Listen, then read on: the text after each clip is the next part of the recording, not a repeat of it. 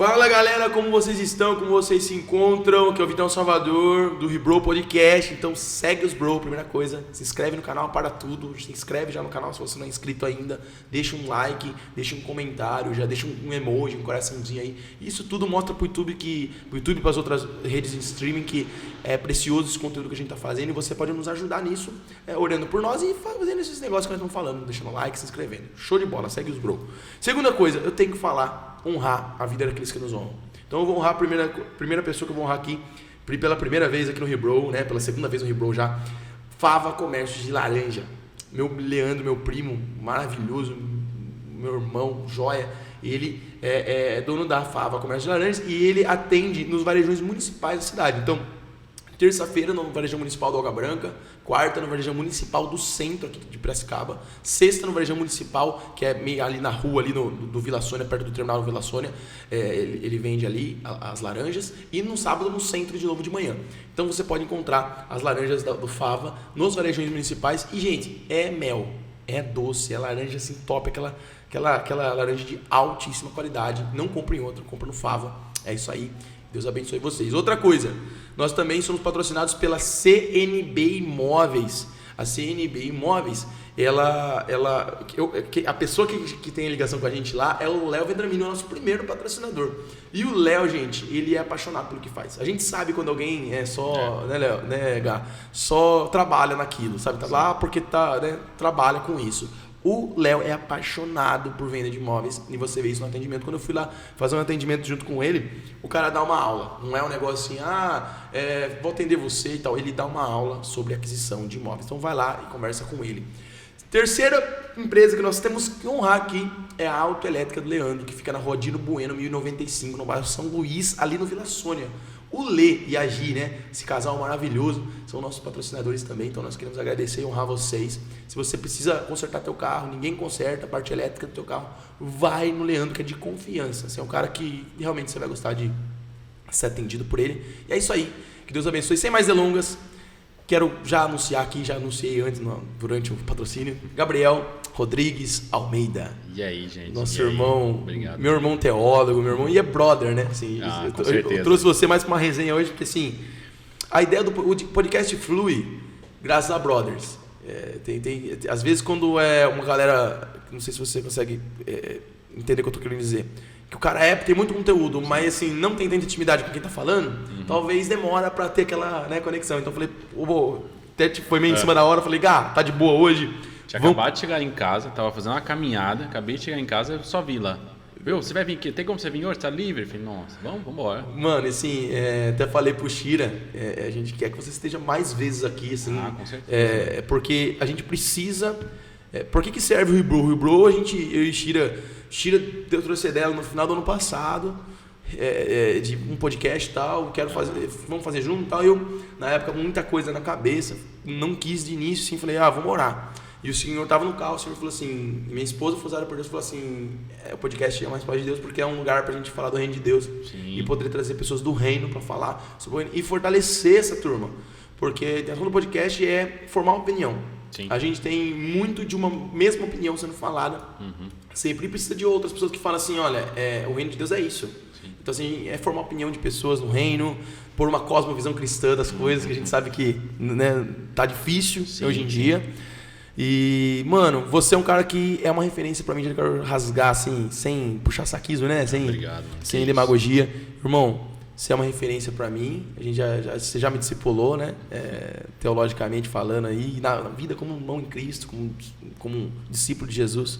Sua vida me inspira até hoje, cada um num canto, trabalhando pro reino de Deus.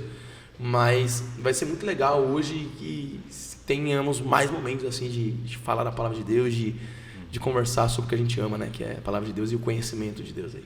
Com certeza, com certeza. Olá pessoal, tudo bem com vocês? Eu sou o Gabriel, como o Vitor falou. A gente se conhece, acho que desde a creche, cara. Nós fizemos creche junto. Nós fizemos creche junto. Legal. Você vê, ficou creche junto, se afastou por um tempo, depois voltou lá na época do ensino médio, se não me engano. Aí começou a fazer na Olivia Bianco lá. E aí, Deus ele fez que a gente caminhasse mais junto aí. E para vocês conhecerem só um pouquinho, eu já estou aí acho que vai fazer uns 12 anos aí de conversão. Me converti na Igreja Batista, lá na Madre, cara, lá na Madre. Batista Renascente. Batista Renascente. Foi lá que a gente se reencontrou de novo, começou a tocar, fazia um evento em casa, na garagem, mano, fazia uns eventos na garagem. E foi ali que Deus ele começou a trabalhar muito comigo sobre estudar mais a palavra, estudar teologia, e aí eu comecei a buscar, na época tinha a Fanatel aqui em Piracicaba. Tem ainda a Fanatel, né? Eu acho que tem, mas só para cursos online. Online, legal. Não tem mais o presencial. Foi vocês que me influenciaram a fazer o Fanatel depois, inclusive. Sério? Não sei se você lembra, você foi na loja do meu pai lá e comentou. Sim. Falei, eu quero ser teólogo também, pô. Então a gente fazia lá, e aí depois eu e meu irmão, o Guilherme, que você precisa trazer aqui, o Guilherme Rodrigues, moleque fantástico, parte de história de igreja, filosofia cristã, é com ele. E aí eu e meu irmão, a gente encanou, falou, não, cara, a gente precisa buscar mais conhecimento, a gente quer aprender mais, e a gente foi para Campinas para fazer seminário presbiteriano, ficamos lá um tempo, estudamos lá. Presbiteriano do Sul, né? Presbiteriano do Sul, exatamente. Um excelente seminário, excelente mesmo.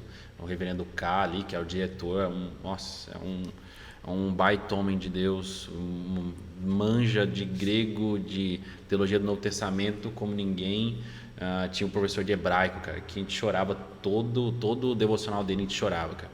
Que da hora, mano. Eu chorava, cara, porque a forma como ele expunha, né, ali o texto pra gente, explicava ali, ele trazia emoção, ele se jogava dentro do texto, e a gente não tinha um dia, cara, não tinha uma aula que ele sempre abria com um devocional que a gente não chorava, cara. Então ali foi um lugar que a gente foi formado não só como teólogo, mas como um cristão mesmo. Aprendeu o que é uma vida devocional dedicada a Deus mesmo, que quer ser devoto mesmo, entregar a vida a Deus.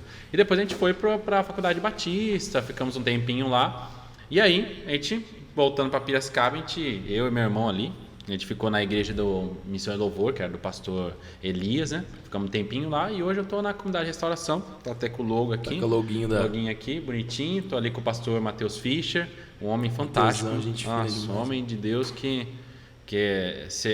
andar com ele é ver a face de Deus, de verdade. De verdade, aquele lá, ele é demais. Ele inspira a presença de Deus.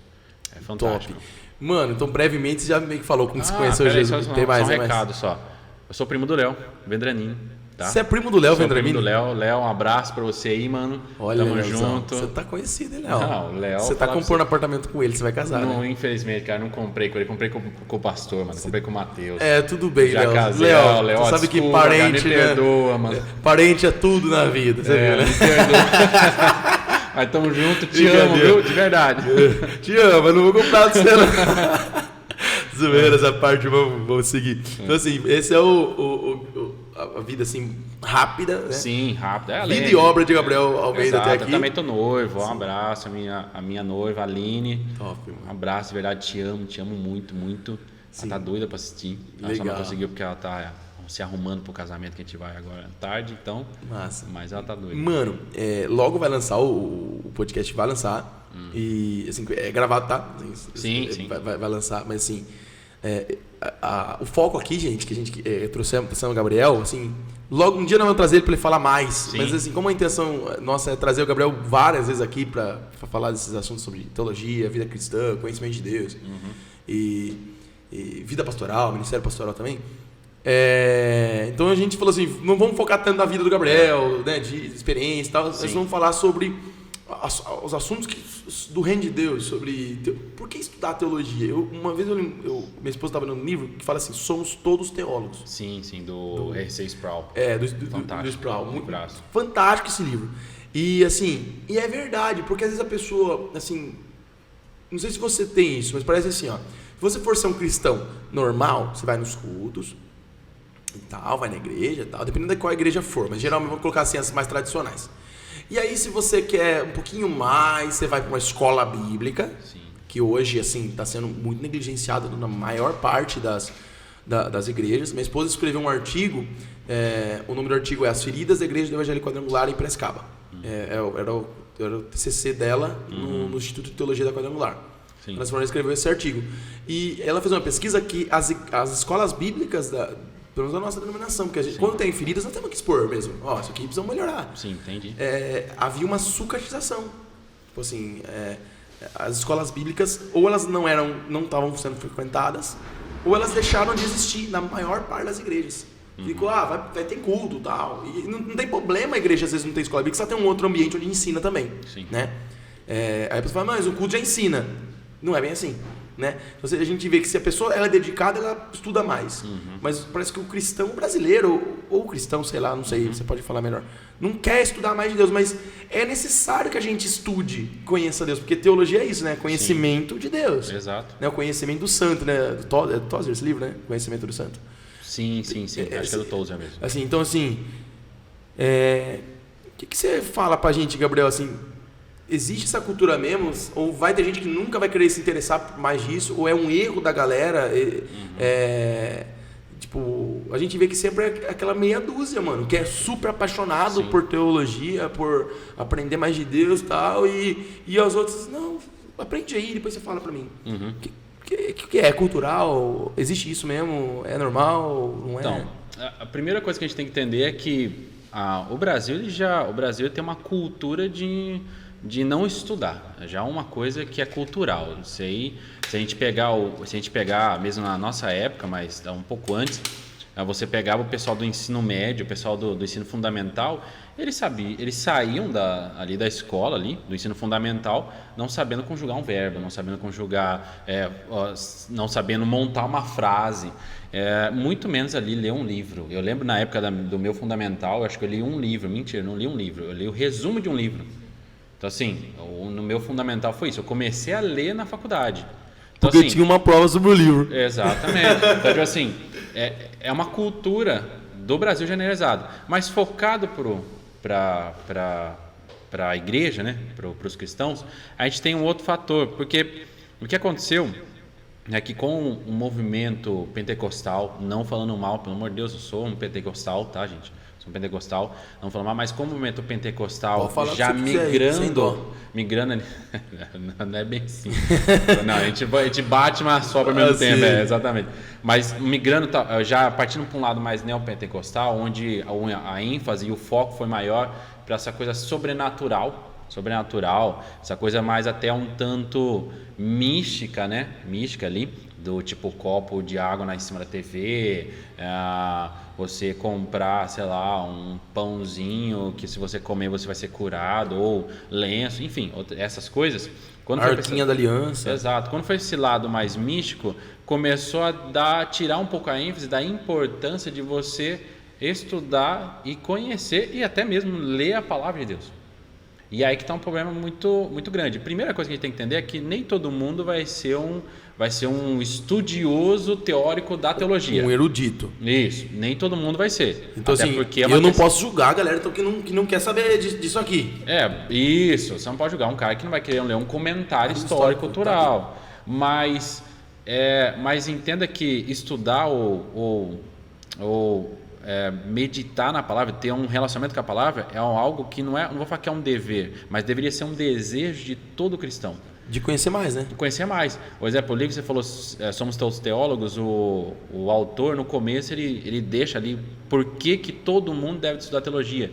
E ele coloca exatamente isso aí. Por que todo mundo deve estudar teologia? Porque o foco da teologia é falar da revelação do Deus ao qual a gente acredita. Deus ele se manifesta nesse mundo. Isso é um ponto-chave. Ele se manifesta de duas formas, como a teologia fala, né? Que é a teologia, que é a especial, que é por meio da palavra de Deus, e a natural, que é a criação. E estudar a palavra, estudar a especial, nos ajuda a entender como Deus está agindo no meio do natural. Então, exemplo aqui, a gente tem um tabu muito grande, exemplo sobre música cristã e cultura pop. Isso é um exemplo. Então, você pega filmes e séries, essas coisas assim. E aí, o pessoal, exemplo, na minha época, por muito tempo, quando eu me converti, eu não podia assistir mais Dragon Ball. Não assistia Dragon Ball, porque tinha aquela parte lá do Satã, do Mr. Satã, então você tinha esse problema sério. E aí, o que aconteceu? Você assistia escondido, né? Não, teve uma ocasião que uma vez a gente estava assistindo e a pastora chegou justo na hora que o pessoal ali estava gritando Satã. Eu também tive uma situação assim. Que clima assim. chato que ficou, cara. Porque ela ficava olhando pra gente, e a gente olhando pra ela e Satã comendo solto lá na TV, cara. Gritando alto. Era um negócio muito problemático. E o Mr. Satan era o mais fraquinho, né? Não, mais fraquinho, o mais bobinho. Ao mesmo tempo, ele tem uma figura importante ali no desenho, no caso. Você acha que tipo, tem uma invenção dos caras do Dragon Ball? Não tem. Até porque o autor lá, alguns dizem que ele era testemunho de Jeová, outros dizem que ele não era. Mas o foco dele não era esse. Até porque ali no Japão não há uma cristofobia, né? Algo que é totalmente contra o cristianismo. Não, eles têm a religião deles lá e tudo mais. Mas o ponto é o seguinte, você tem esses desenhos, você tem isso aí, e a igreja antigamente, ou não só antigamente, até hoje também, elas começam a falar, isso aqui você não pode assistir, isso aqui você não pode assistir. E não davam motivo do porquê, e nem explicava. E aí que está um ponto, muitas dessas coisas, a gente pode chegar à graça de Deus. Um exemplo que a gente tem, muito próximo da gente, a gente vai pegar os filmes da Marvel, vamos pegar o último lá, o Vingadores Ultimato, quando o Tony Stark dá a vida ali para os seus amigos. Cara, aquilo ali é muito claro uma figura de Cristo. Você consegue, por meio daquilo ali, até evangelizar o seu amigo. Porque você vê um cara que entendeu que a única forma dele salvar todo mundo é ele morrer no lugar de todos. Então, como que isso não se assemelha? Aí que vem, por meio das escrituras, você começa a enxergar esses pontos de graça de Deus na cultura que existe hoje. E aí você consegue fazer os links, os campos e fazer a evangelização, mas não só isso, você consegue se maravilhar. Talvez alguém aqui que, talvez ouvindo isso aí, vai pegar para assistir de novo lá o Ultimato e vai até se emocionar. Por quê? Porque aquilo ali é uma figura pequena. O Tony Stark se torna pequeno, mas é um símbolo que mostra, gente, cara, olha só aqui, se para eles doeu tudo isso, imagine para Cristo.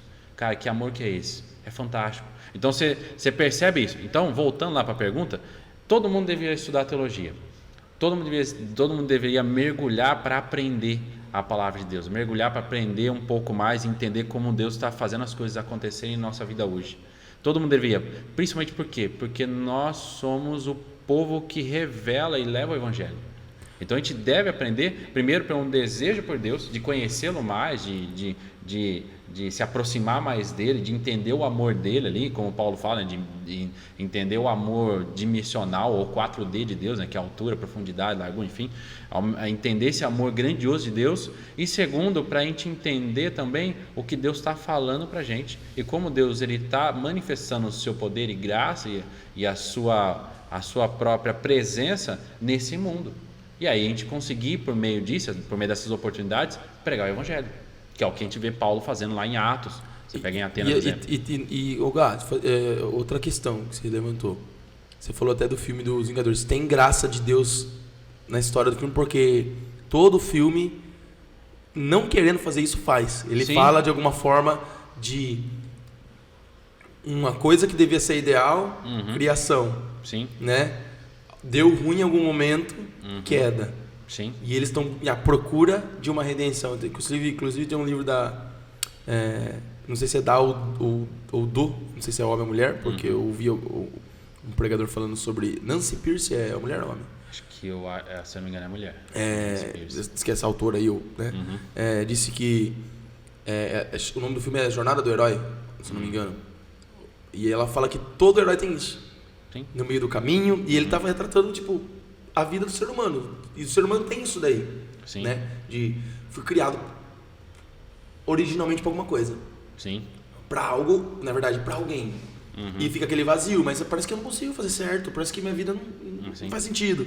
E tá à procura de uma redenção, uma resposta em algo. Porque também porque se a gente para pensar, quando nós fomos criados à imagem e semelhança de Deus.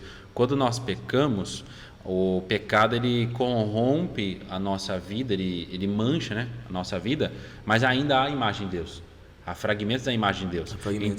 Então você consegue muito bem, é por isso que a gente consegue enxergar, por exemplo, num filme como do Vingadores ou outros filmes, ou em música, aspectos da graça de Deus, aspectos da pessoa de Deus. Por quê? Porque ainda mesmo manchado há ali um fragmento, uma centelha. como ali o Eclesiastes fala, né, que há uma centelha de eternidade em todos nós, por isso que nós sentimos sempre que há algo além dessa vida. Então você percebe isso, você percebe que há uma centelha, há uma graça ali. Exato. Meu, isso aqui não é só isso. Então, tipo assim, por que ele, a ideia do herói, exemplo, a ideia do herói, o verdadeiro herói é aquele que se sacrifica pelos outros, entendeu? Porque da onde que ele vem do quê? Da própria pessoa de Deus. Então, Deus colocou, como se tivesse colocado isso em todo mundo. Exato, exatamente. Porque a gente ainda, até aquele que não é crente, ele ainda carrega a imagem de Deus manchada pelo pecado. Mas ainda tem, o pecado não tem o poder de tirar a imagem de Deus, não é isso. O pecado ele vem deturpar, ele vem cegar os nossos olhos para que a gente não enxergue a realidade de quem Deus é e de quem nós somos. Por ser até um criminoso, um cara mau, ele consegue cuidar bem dos filhos dele. Sim. Porque Jesus mesmo dizia, vocês são maus e sabem dar boas coisas. Eu lembro bem de um vídeo muito, muito bom que é um tribunal ali e eles estão julgando ali um serial killer e aí chamaram todos os familiares das vítimas para poder ali falar alguma coisa, ou testemunhar alguma coisa. E todos os familiares, ele matou mais de 30 mulheres, uma coisa assim. E todos os familiares xingando ele, desejando que ele morresse, desejando que ele queimasse no inferno, desejando que a vida dele, que ele apodrecesse ali na cadeia e tudo mais, até que chega um senhorzinho, e esse senhorzinho ali, pai de uma das vítimas, aí fala assim, olha, meu maior desejo é que você morresse, meu maior desejo é isso, mas o Senhor que eu creio me chama a perdoar, então em nome de Jesus o Senhor está perdoado. Ele começou a chorar, o serial killer. Diante de todo mundo ele não chorou. O único ato de puro amor, genuíno amor, ele chorou. Ele não se conteve. Meu pai. Chorou de soluçar. Então assim, você percebe isso. Então assim, não tem como. Porque aquela atitude dele literalmente é evangelho. Você merecia o pior dos castigos e eu te ofereço o melhor dos presentes. Eu te Exatamente. Então tipo assim, pensa, é um cara que não é um cara que é pecador, um cara que não é crente, um cara que considera talvez as pessoas como um instrumento ao qual satisfaz o prazer dele, que no caso é matar. Mas aquele ato de bondade que vem de Deus fez com que ligasse o fragmento que há nele e ele sentisse o amor que ele não sentia há muito tempo, que estava já, tipo assim, vamos colocar assim, no DNA dele espiritual. Então isso é fantástico. E aí esse é o ponto, nós entendemos isso como? Estudando palavra, meditando nas escrituras, estudando teologia, buscando conhecer um pouco mais. Você acha que Deus não deixa fácil algumas coisas na Bíblia? Algumas coisas são extremamente simples e ao mesmo tempo são complexas. O grande paradoxo de tudo que Deus faz parece que tem muitos paradoxos na Bíblia, né? Tipo, é simples e ao mesmo tempo Deus quer que nós estude para saber muito mais sobre aquilo que é simples. Você acha que Deus deixa certas coisas complicadas que às vezes parece, você conversa com ele e fala, mano, grego para mim, Sim. complicado. Para que a gente estude mesmo? Deus gosta de... Você acredita que há em Deus um negócio de tipo, eu quero que eles vão atrás de mim mesmo, me procurem. Você acha que a teologia tem um pouco disso, de estudar sobre Deus, tipo, eu quero ir mais longe? Mais ou menos. Assim, a Bíblia tem seus textos bíblicos difíceis mesmo para a gente poder interpretar, mas praticamente, cara, 80%, até um pouco mais das escrituras é fácil de todo mundo compreender. Mas até os textos mais fáceis, quando nós estudamos, a gente consegue compreender a dimensão daquilo que o autor principal, que é Deus, está querendo dizer para nós. Então assim, tem os textos difíceis, tem os paradoxos? Tem sim os paradoxos. Mas esses paradoxos, eu acho que entra nesse ponto de que se Deus ele não deixou muito claro aquilo que a gente não deixou muito claro uma coisa, muito provavelmente é porque ele não quer responder aquilo para nós. O que a gente precisa... Mas a maioria das coisas tem resposta, né? Sim, porque maioria. Eu lembro qualquer coisa de polêmica na escola bíblica nossa, meu pai falava, as coisas reveladas para os homens. Ele já usava o texto de Deuteronômio. Sim. As coisas reveladas é para os homens, as que não é para Deus. Eu falei, mas isso que você falou tem resposta na Bíblia. Às vezes os caras, para fugir de temas difíceis e polêmicos... Sim, também tem essa, né? Com certeza. Os caras falam assim, não, tem coisa que Deus não quis responder, mas a maioria Deus quis, sim. Sim, isso é verdade. Deus ele quer responder. Só que agora a gente falou, tem algumas ali que realmente é difícil. E não é difícil porque talvez Deus não falou para nós. É porque a gente não tem a capacidade para compreender ainda.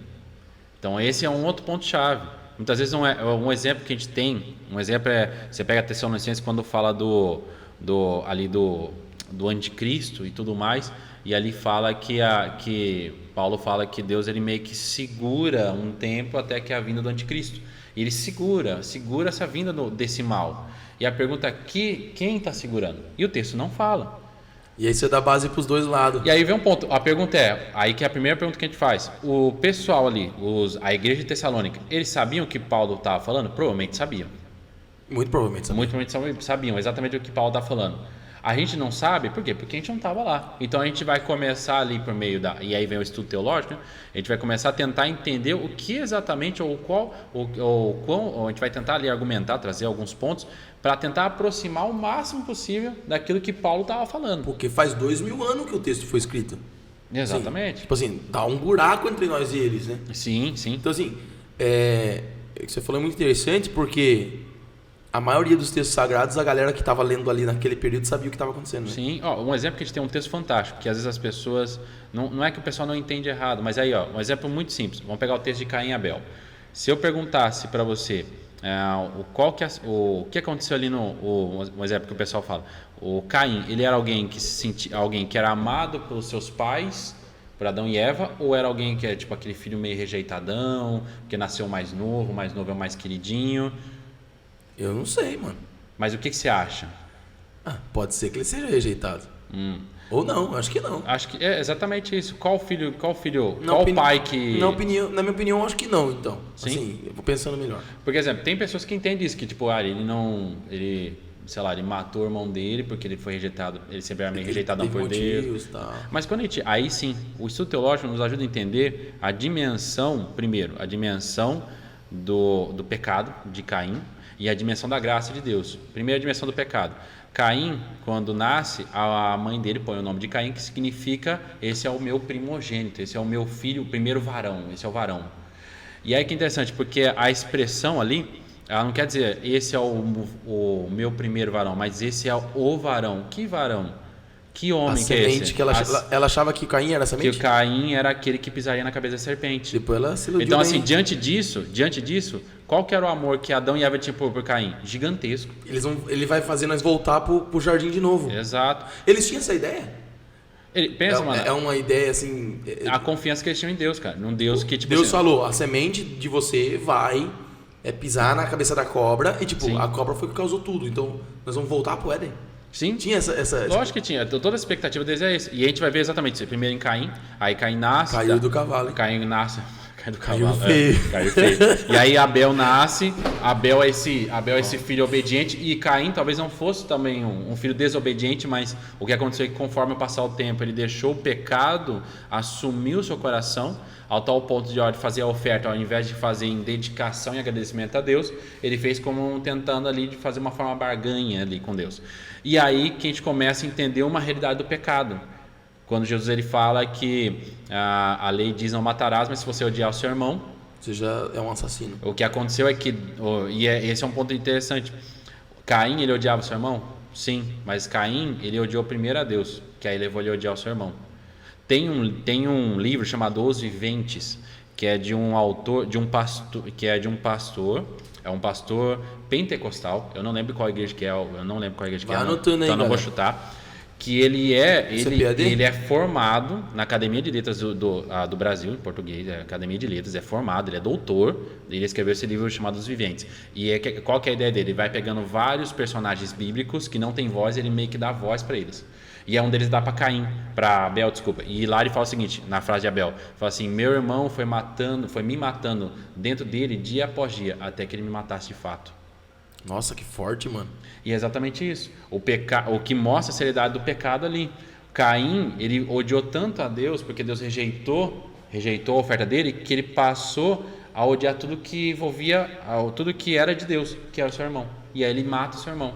E aí que vem a graça de Deus, porque Deus avisa ele. Olha, o pecado tá à porta. Deus desenhava com os caras ainda ali, né? Toma cuidado, exatamente. Aí depois, quando ele peca e Deus ele pergunta, ele fala, eu sou o guardador do meu irmão, lá eu sou alguém que deveria cuidar dele.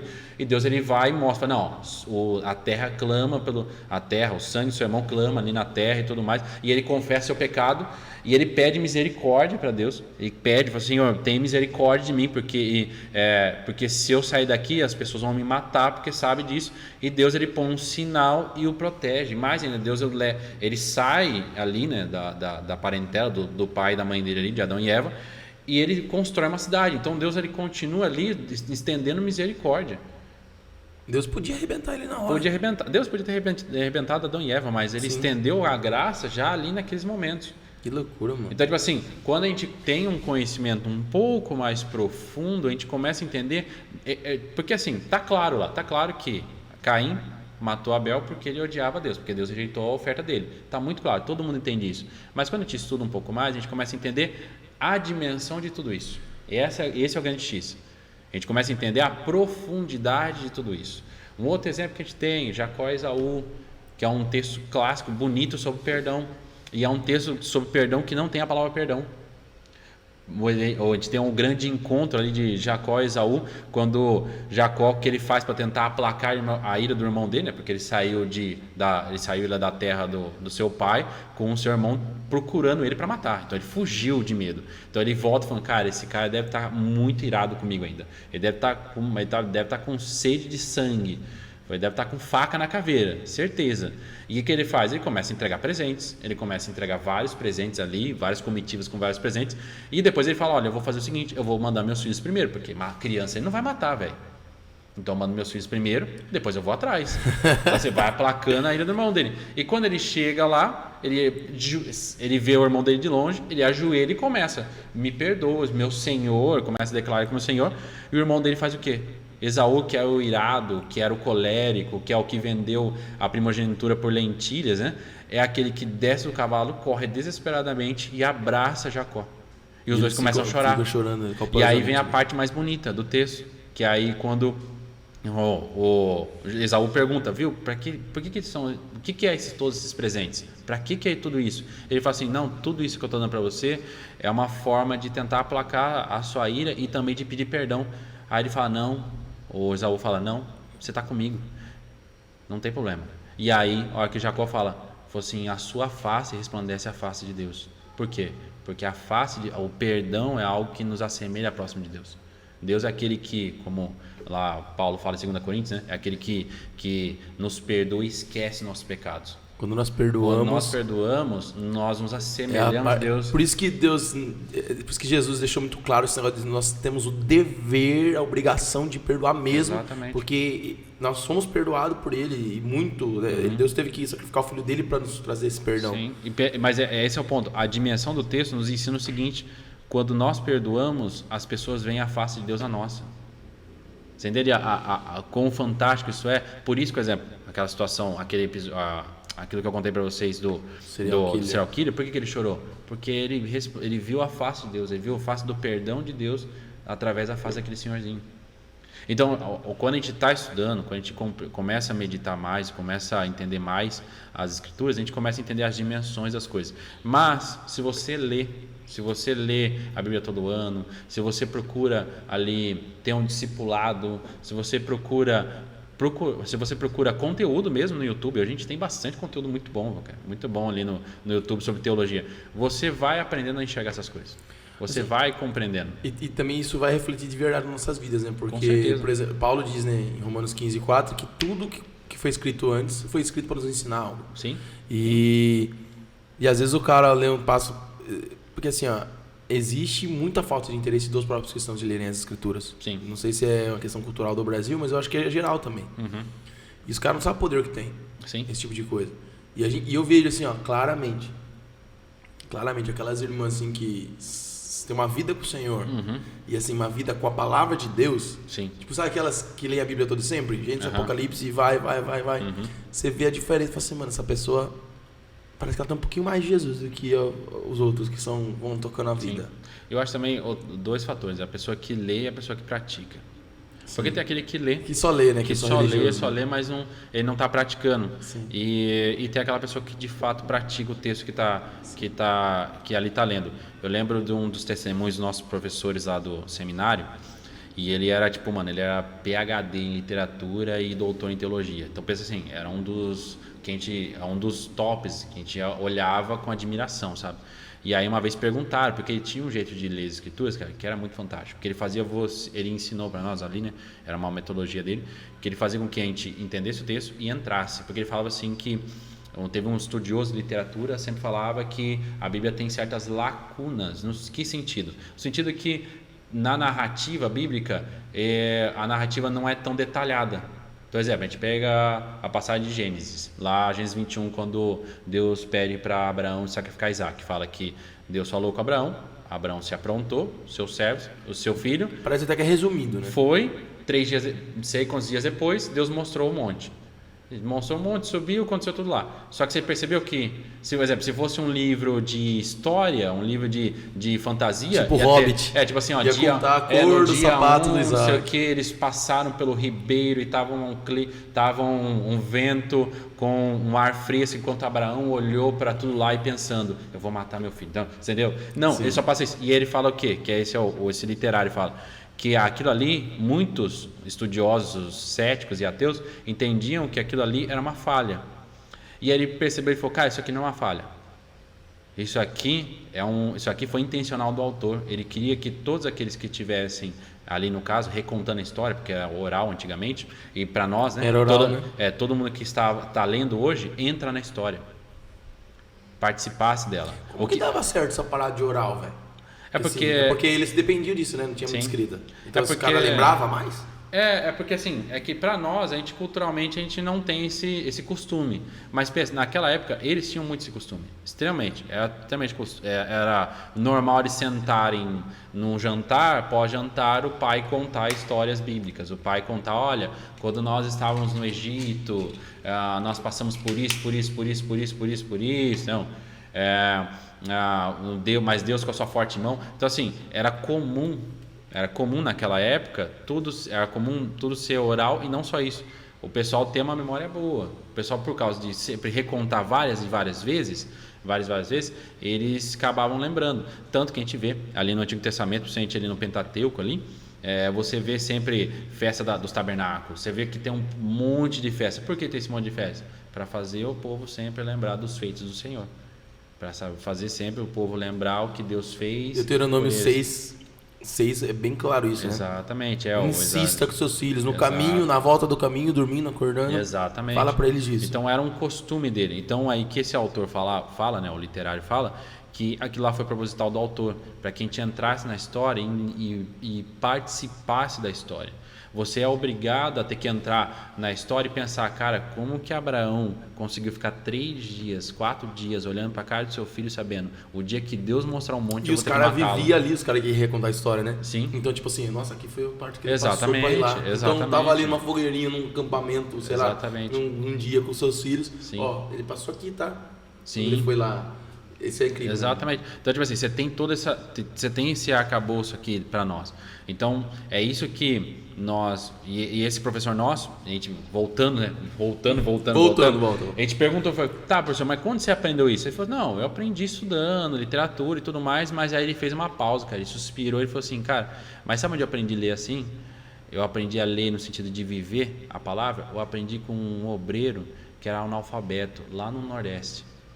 Ele falou assim, ele quando se converteu, ele pedia para os filhos deles todos os dias lerem a Bíblia para ele. E ele decorou muitas e muitas passagens bíblicas. Ele falava assim, quando ele falava, é como se a gente estivesse vendo o próprio autor falando.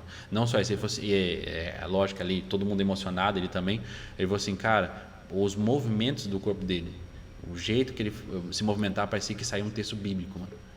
De tão surreal que era. Por quê? Porque ele vivia a palavra. Ele não só sabia, ele vivia. E se a gente parar, quando a gente olha, por exemplo, para Provérbios ou sabedoria, no conceito do judaico, sabedoria é saber viver.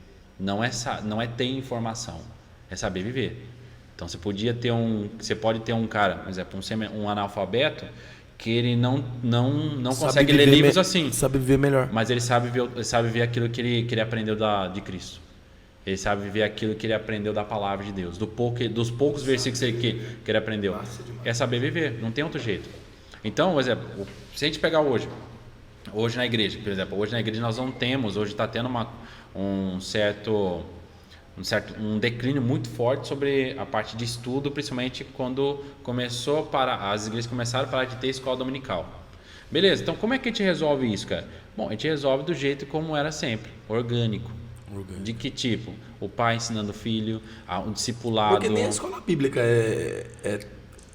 A escola um bíblica. ambiente para estudar a Bíblia também não é tão bíblico assim. Não, é que a escola Concorda? bíblica. Não, a escola bíblica ela foi. Esse é um ponto importante. A escola bíblica nasceu por uma necessidade. Que os pais não ensinavam Bíblia Porque os pais não ensinavam os filhos, estava na época industrial, então os pais trabalhavam 14, 15, sei lá quantas horas, e os filhos ficavam na rua, fazendo nada. Ali um fotógrafo não, acho que era um pastor ou um irmão na igreja lá, eu esqueci o nome dele agora, que é o que criou a escola dominical. Ele Moody? Não foi Moody. O Moody era um professor também, né, de escola bíblica. Sim, mas não foi ele. Eu esqueci o nome agora do cara. Mas ele percebeu que essas crianças estavam abandonadas. Essas crianças estavam analfabetizadas. Entendi. E aí, percebendo isso, ele falou, cara, a gente tem que fazer alguma coisa. Foi quando ele conversou com ali o pastor da igreja dele e decidiu puxar todas essas crianças para uma escola, e era uma escola. O foco era dele alfabetizar, era a alfabetização através das escrituras, através da Bíblia. Então o foco dele era esse. Então ele percebeu a necessidade, e aí que vem esse outro ponto, cara. Quando a gente olha para a história da igreja, todo o movimento grande ele nasce por uma necessidade ao qual Deus nos faz perceber. Esse é um ponto principal. Tipo assim, não necessariamente é errado, então. Não tem errado. Pensa o seguinte, o declínio da escola dominical, ele é uma coisa da nossa cultura. A gente ficar reclamando, por exemplo, a gente ficar sempre reclamando, porque não tem, a igreja não tem, não vai ajudar. A gente tem que pensar o seguinte, o que a gente faz então?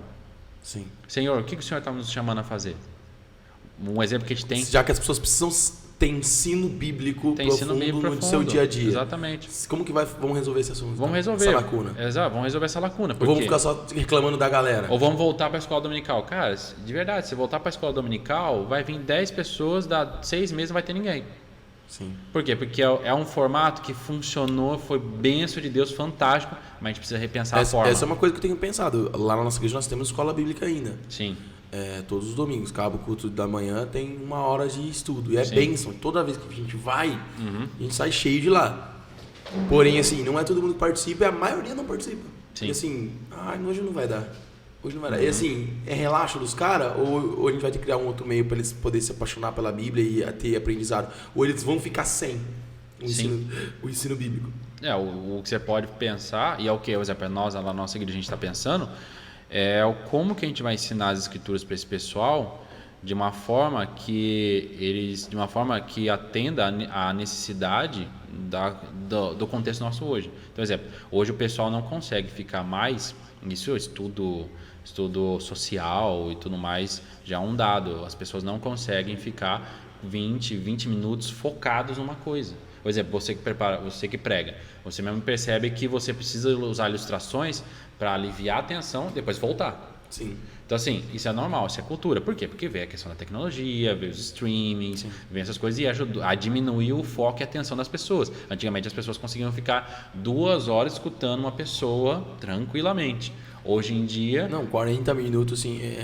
Minha esposa pregou um sermão um domingo de 1 hora e pouquinho. Quase... Deu 1 hora, cravado.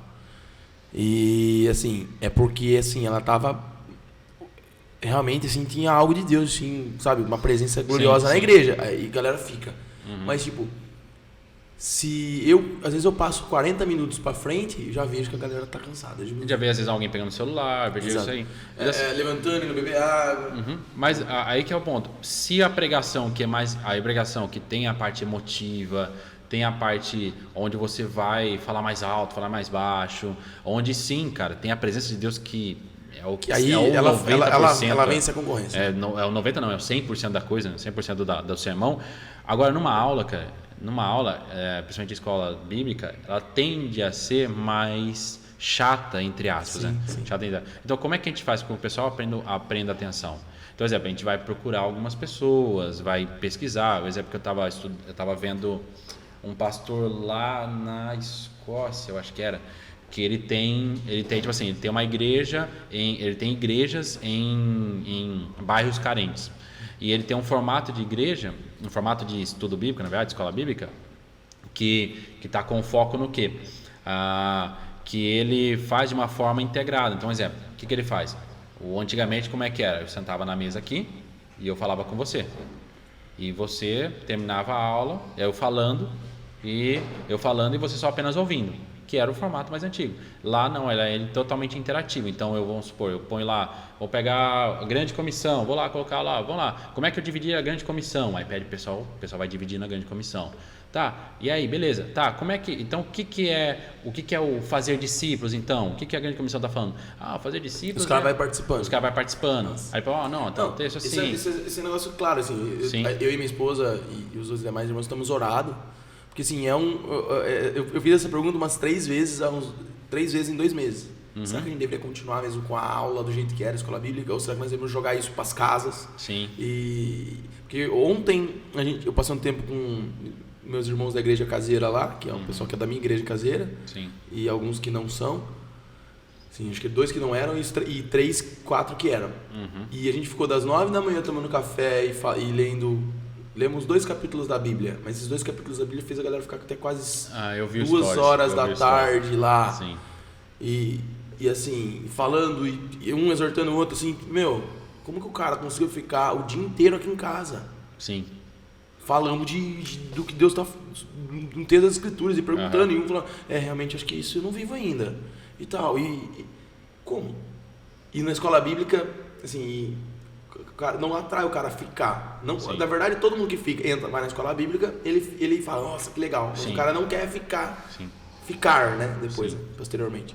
E tem outro fator que é o que, pelo menos para mim, hoje pega muito, que é a questão nossa escola bíblica, nossa igreja tem entre simpatizantes, pessoas que são firmes, 150 pessoas que passam lá mensalmente. Sim. Vamos dizer assim, 150, 160, vamos dizer. E a nossa escola bíblica ela é de 12 a 15 pessoas. Sim. O dia que tá lotado tem 20, assim, mas é pouca gente. Sim. É 10% da igreja. E esse é um ponto. Não quer dizer que, sei lá, o Gabriel falou que vai morrer a escola bíblica, então vou parar. Não. Enquanto ainda tem gente, sim. Mas ao mesmo tempo começar a planejar, assim, qual outras formas. Por exemplo, a gente foi quarta-feira a gente foi não sei se você conhece a igreja da cidade, do Carlito Paz. Já fui lá, sim. Fantástico, você conhece lá. Sim. Lá é um lugar onde não tem escola dominical. Lá tem o IP, que é a escola de teologia deles, mas não tem escola dominical. Então, assim, mas o IP é a escola de teologia. Então, mas como é que pode, então, uma igreja daquele tamanho, com aquele porte, com aquele número de membros, fazer com que a igreja continue crescendo, os membros continuem entendendo a missão de Deus, a missão da igreja? Simples, eles começaram a adotar outras formas. Pequeno grupo foi uma delas, discipulado 1 a 1 é uma delas. A gente teve quarta-feira lá, cara, eu vi muitas e muitas vezes 2 pessoas sentadas no cantinho estudando a palavra. Discipulado 1 a 1. Isso muda. Assim, tem alguns meninos que eu discipulo, um deles é o Gabrielzinho, Gabriel irmão. Sim. E o Gabriel, assim, eu vejo assim que em relação a outros meninos, que são até mais velhos que ele tem algo de Cristo. Sim. Em 6 meses que a gente tem se reunido, que é totalmente profundo. O Milene tem 17 anos, mas é uma outra pessoa. Sim. É através do discipulado. E assim, ele não frequenta escola bíblica. Ele não frequenta. Sim. Não vai pra escola bíblica, mas toda quarta a gente tá se reunindo. Então, assim, é achar um jeito, né? É achar um jeito. É achar uma forma. É achar um jeito de não se preocupar com aqueles... É aquele negócio, não se preocupar com aqueles que não vão, mas olhar para aqueles que não vão e olhar assim, olhar e perguntar. Tá, eles estão seguindo a Cristo? Eles estão buscando a Deus? Eles estão buscando conhecer cada vez mais Ele? Sim. Meu irmão, descansa o coração. Eu falo isso aí porque, por exemplo, nós temos nosso pequeno grupo e o meu pequeno grupo é mais focado para jovens. E tem alguns irmãos que não participam por causa do trabalho ou às vezes por causa da corrida do dia a dia. E um deles... Não quer. Oi? Não quer mesmo. Não, tem alguns que realmente, tem uns realmente que a gente sabe que não quer. Sim. E a gente descansa o coração. Eu tô zoando, porque sempre tem aquele que fala assim, não dá. Tem um rapaz que tem um amigo meu, amigão mesmo, o padrinho de casamento, que é o Rafael Pope. E ele, cara, que assim, ele não consegue por causa do trabalho. Ele não consegue por causa do trabalho. Mas é um cara, mano, que ele tá sempre discipulando os outros. A gente sempre tá trocando mensagem. O que eu mando pra ele assistir, ele assiste. Não só isso, ele faz devocional. E é um cara que não consegue, por causa do trabalho, participar de estudos bíblicos lá da igreja. Não consegue participar. Eu fiz o discipulado com ele, cara. Eu só consegui fazer um dia. Ele não consegue participar dos pequenos grupos. Não consegue. Mas é notório, cara. É visível a paixão dele por Deus. É visível a sede dele. Não precisa excluir ele só porque ele não tá fazendo exatamente como todo mundo tá fazendo. O que eu faço é, cara, como é que eu vou posso... tentar incluí-lo. como é que eu posso fazer com que ele aprenda mais de Deus, que ele conheça mais as Escrituras no contexto dele, no contexto dele, na situação dele. Então, assim, isso, cara, é uma preocupação que pastor tem, que mestre tem, né? E é olhar isso, não é prender o formato, é prender a essência. Qual que é a essência? A essência nossa é ensinar todas as coisas que Cristo nos ensinou, ensinar as pessoas a guardarem isso, que é lá a grande comissão, né? Que é a segunda parte do fazer discípulos que a galera acaba esquecendo. Primeiro, ensinar a guardar. A galera leva o batismo, mas esquece de ensinar a guardar. Sim. Que é ensinar a guardar, e vem a questão do discipulado proximal, que é do teórico, mas também de andar junto para o cara ver como é que você guarda. Né? Então, assim, você vê essa parte. Então, você vê isso aí. E aí é só que você tem que perguntar. Tá, beleza. Tem uma bala, mano? Já peguei, já. Depois você pegou? Não, beleza. Então, tipo assim, a hora que você vê exatamente isso. Você vê como é que a gente pode, a partir da situação da pessoa, fazer com que ele aprenda mais de Deus. Então, por exemplo, lá na nossa igreja a gente tem repensado, exemplo, a gente pensou em criar uma escola dominical. Não dava, porque teve culto de manhã e a gente percebeu que o pessoal não ia endereçar. Então, a gente percebeu que a gente tinha o curso de novos membros, a gente percebeu que de terça-feira era legal. E o pessoal começou a aderir de terça-feira, durante a semana. E a gente percebeu também que a maioria do pessoal também acompanha muito bem no online. Então, a gente falou, vamos fazer um sistema presencial e alguns cursos pequenos online. Para fazer o sistema híbrido, então, onde a pessoa, a cada 15 dias, a pessoa vai lá aprender com a gente presencialmente, e entre um estudo e outro presencial, a gente tem algumas coisas online. Porque a pessoa não precisa ficar gastando gasolina ainda, às vezes mora longe. Não, exatamente. Principalmente se a igreja acaba atingindo a cidade toda, né? Exato. Então, assim, além disso, tem os pequenos grupos. Então, você tem outros formatos. E não só isso. A gente começa a aprender, por exemplo, pensando na questão de teologia e focado para a igreja agora, que é onde a gente exercita a teologia ali, pensando no ambiente do discipulado, porque o discipulado ele é um ambiente onde a gente faz discípulo. E esse é um ponto importante. Então, o discipulado não é só o ensino teórico, como a gente falou, do ensinar a guardar, mas é um ensino que a gente leva a pessoa a aprender a viver com Jesus. E a gente sabe que uma das formas de nós aprendermos é imitando. É o que Paulo fala. Sejam meus imitadores, né? Porque eu sou imitador de Cristo. Então, e tem um livro, cara, que não está aqui, mas é um livro fantástico, vale muito a pena comprar. Eu lembro que eu dei pro Mateuzinho, cara. Mateuzinho, eu dei para ele um... Baixista? Um baixista. Chama... Olha, nós falamos do Mateuzinho. Na outra gravação, estamos falando do Mateuzinho. Você tem que vir para cá, velho. Você tem que vir para cá porque... É isso. Vem, mano, vem. E eu dei um livro para ele, um livro dele, do Mark Dever, que é do 9 Marcas, lá da Fiel, que é Discipulado. É um livrinho, cara, minúsculo, deve ter umas 80 páginas, pequenininho assim, ó. Onde o Mark Dever vai falar sobre discipulado, cara. Calma. Foi mal, mano. Vamos fazer essa troca. Desculpa tacar esses alfinetados em você. Esses livros não dá pra mim nunca, né? Eu vou dar pra você um livro, pode ficar cegado. Vai ter um livro bom. Eu quero olhando os livros do cara aqui. Um livro bom. E aí, nesse livro, ele fala um negócio muito interessante, porque a gente sempre olhou o discipulado como algo que é um evento. Em que sentido? Uma vez por semana, eu vou sentar com você, a gente vai estudar a palavra junto. É bom? Cara, muito bom. Mas aí ele fala um negócio fantástico. Ele falou assim, que ele vai contando ele vai explicando sobre o discipulado e vai contando a experiência dele. E ele falou o seguinte, olha, um dia sua esposa chega em você e fala, vai lá comprar, vai fazer a compra do mês sozinho. Ele falou assim, por que você não pega o rapaz que está discipulando, chama ele e vai vocês dois juntos. Massa. Deixa ele ver como você, discípulo de Cristo, consegue lidar com as questões do dia a dia. E ele vai aprender com você como viver a realidade de Cristo. E assim viver a palavra. Quando eu fui na igreja da cidade, eu fiz essa pergunta para os caras como que era o discipulado deles lá, e um cara respondeu muito parecido. Ele falou assim, meus dias são corridos e tal, mas eu tenho meu discípulo, alguns discípulos que estão caminhando comigo, e eu ligo para eles, eu vejo que sobe uma brecha, estou saindo do meu trabalho, tenho 1h30 fazendo compras, vamos fazer compra comigo, a gente vai trocando ideia.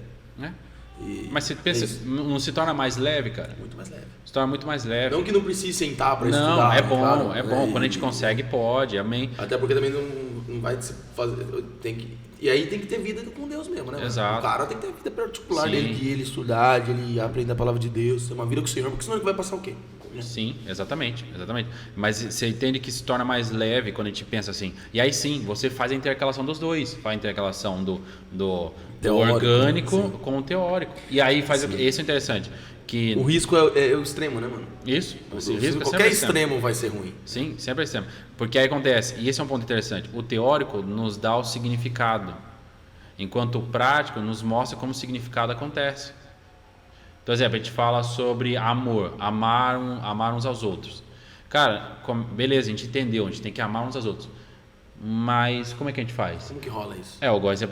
O exemplo da pergunta que o cara fez, que o mestre da lei fez para Jesus. Sobre, como que eu amo meu próximo? E ele fala, então... Quem é meu próximo? Então, quem é meu próximo? Aí ele fala, então, tem um certo dia, teve um rapaz descendo... A história Você entendeu? prática. A história prática. Ele mostra o seguinte, o seu próximo é aquele que está precisando de ajuda. Não? Como é que eu amo uma pessoa? Bom, sei lá, uma pessoa está passando uma situação difícil, cara, custa, sei lá, ajudar um pouquinho? Tem um livro muito louco sobre discipulado, que é do... Nem tudo do que está no livro eu concordo, mas a maioria eu concordo. Do Kate Phillips. É a formação de um discípulo. Já leu esse livro? Não cheguei a ler ainda. E ele fala assim, discípulos não são projetos espirituais. Eles são amigos. Se você não entender isso aí, que Jesus queria amigos para caminhar com ele, Sim. e é relacionamento mesmo, e quantos meninos que eu discipulei, até já me contei essa satisfação minha para você, e eles eram projetos espirituais, não eram meus amigos, assim, por isso que não rolou. Sim. Do jeito, assim, não via frutos duradouros, mas aquele que eu tinha aquela conexão, você vê que dá frutos e dá frutos. O Pablo é um exemplo. Sim, nosso Pablão, Pablo fantástico. até hoje ele dá frutos. Sim. Por quê? Porque ele não era um discípulo, um projeto espiritual. Sim. Ele era amigo. Ele era um amigo, ele era um brother. Sim. E isso fez dar certo. Sim. Assim, é algo mágico. Porque a gente esquece, cara. A gente esquece. E volta. Eu sempre vou acabar voltando para a grande comissão. Sim. Até porque eu tô fazendo. A gente tá ali na igreja, a gente tá trabalhando, criando um curso que é o curso da missão, de missão. E a gente está trabalhando muito a grande comissão. E a grande comissão, cara, é um negócio fantástico. Jesus primeiro disse o seguinte, que a toda autoridade foi dada a ele, nos céus e na terra. Sim. Que é a autoridade. A autoridade que a gente perdeu no Éden e ele resgatou. Então a gente tem toda a autoridade. E ele fala, portanto, vão fazer discípulos. Sim. Beleza, batizando. E esse é um ponto importante, que o pessoal esquece. Que a igreja ela é família. Uma família que é constituída em nome do Pai, do Filho e do Espírito. Sim. Então, por isso que na igreja a gente não tem adeptos, a gente não tem membros, a gente tem irmãos e filhos. Irmãos e filhos. E aí que tá, quando você está no aspecto de família, por exemplo, você tem sua irmã, cara. Sua irmã, você não adoça palavras. Você não marca dias, você não marca um dia para falar algo especial para ela. Você fala, mano, direto. Ó, você está fazendo isso, ó, você está fazendo aquilo. Ó, viu? Nossa, eu vi o negócio que você fez, nossa, meus parabéns. Nossa, que demais. Ou isso aqui é um perigo na tua vida, por favor, corrija. Né? E é interessante quando você olha para as cartas de Paulo, você vê isso. Você vê um pai na fé ou um irmão mais velho cuidando dos irmãos mais novos. Você vê ele ali se preocupando, ele não adoça, ele não coisa, não só isso, ele fala assuntos polêmicos de boa. Por quê? Porque ali são pessoas que estão na família. Sem medo de perder os caras. Sem medo de perder os caras, porque são família. Vocês são meus irmãos e acabou. Família. E de verdade, cara, isso é uma virada de chave quando isso é uma virada de chave, você entender que a igreja é uma família, é uma virada de chave até para a leitura das escrituras. Por quê? Quando você entende que a igreja é família, você entende que todo mundo pela fé é sua família, o texto bíblico se torna uma leitura como se estivesse lendo ou ouvindo seu avô contando histórias do passado. Então Abraão não é um cara distante, ele é um irmão em Cristo. Ele é meu avô, é meu pai. Avô, exatamente. Não só isso, aí você começa a entender uma das importâncias, por exemplo, da genealogia, que todo mundo acha super chato. Ali está mostrando que Deus ele manteve a sua promessa ao longo de várias gerações. Mostra a fidelidade de Deus passando por eras. A genealogia revela isso para nós. Não só isso, revela para a gente o seguinte, cara, como Deus é fiel, Deus ele manteve a sua promessa por meio de várias gerações da minha família. E isso faz os caras que, a gente voltou no assunto lá do início, de estudar a Bíblia, de querer aprender mais, de se dedicar na leitura, na meditação. A pessoa não é lendo a genealogia, fulano gerou ciclano, gerou Bertrano, só lendo sem parar para pensar o porquê tá ali, ela nunca vai chegar a essa conclusão que você trouxe aqui fácil pra gente. Mas alguém teve que pensar. Sim, alguém teve que pensar, exatamente, cara. Que louco. Então, tipo assim, estudar teologia, cara, ela é fundamental. Gá, Fundamental. mudando um pouco de pato pra ganso pra gente terminar, que eu quero deixar um gostinho de quero mais pra galera. Tá bom. Que conselhos você dá pra galera que tá começando, conheceu Jesus, tá começando agora e ela quer se aprofundar mais no estudo da palavra, ela gostaria de conhecer mais a Deus pela palavra de Deus. Tá. Conselhos que eu dou pra... Que Bíblia que ela leria? NVI, NTLH? Ou não tem uma? Cara, eu acho que a tradução em si, ela é importante, mas não é um peso muito grande. O que eu indicaria primeiro lugar, principal, cara, é gruda no seu pastor. Gruda no seu pastor. Gruda em algum irmão mais velho. Gruda em alguém que você percebe que exala a escritura.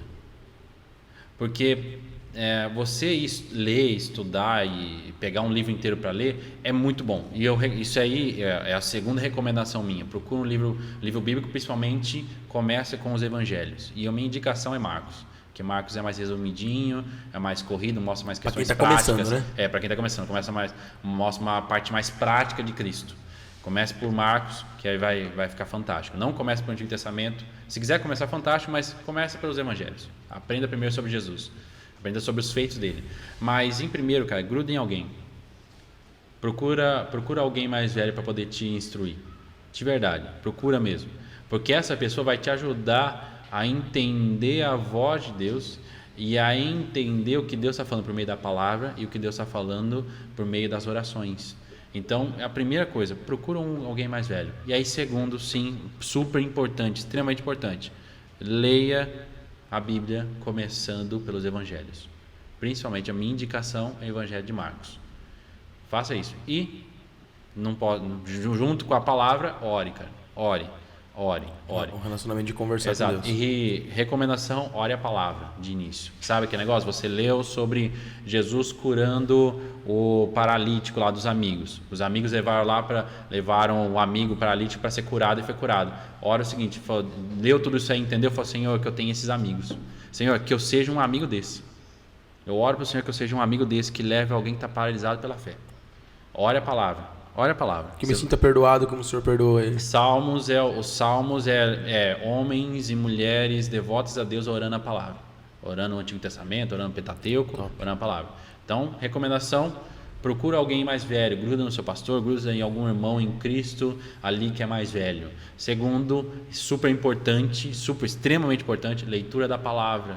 Leia a palavra, leia os evangelhos e ore muito, cara, ore muito, revista a sua vida de oração. Eu lembro daquele livro do Poder através da Oração, do M. Baldes. Ele fala que Deus ele quer fazer grandeza no mundo, ele quer fazer a sua obra. Ele quer fazer sua obra, mas Deus usa ferramentas, e suas ferramentas são homens, e ele prepara esses homens por meio da oração. Então, ora. Nossa, tem uma frase do Bounds que fala sobre isso, né? Deus não tem ferramentas, ele unge ferramentas, não unge métodos, ele unge homens. E ele prepara os homens de oração. Fantástico. Mano, top. Muita coisa. Eu aprendi muita coisa e já vamos marcar já pegar um tema, sei lá, a gente vai conversando. Mas vamos, aprendemos demais com você. E, mano, vai casar, né? Vou casar. 2 de novembro? 2 de novembro. Legal. Mano, seja bem-vindo. É muito bom obrigado, tá junto aí. E a gente espera que você esteja mais vezes junto com a gente pra gente poder falar mais a palavra de Deus. Hoje, gente, queria justificar aqui a ausência do Tiraga. Ele não passou bem, tá? Ele não passou bem.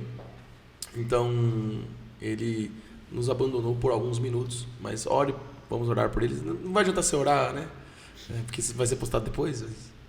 Ora pelo Tiraga, ele precisa das suas orações. Ora pelo Ribro. Ora, porque Deus o tempo de Deus é atemporal. Então, ora lá no. Pode orar que ele vai chegar aqui. Vai chegar. Vai chegar no passado. Isso, vai chegar, pode ficar cegado. Que Deus abençoe, gente. E é isso. Segue os bro. Se esse conteúdo te ajudou, compartilha. E é isso. Tchau.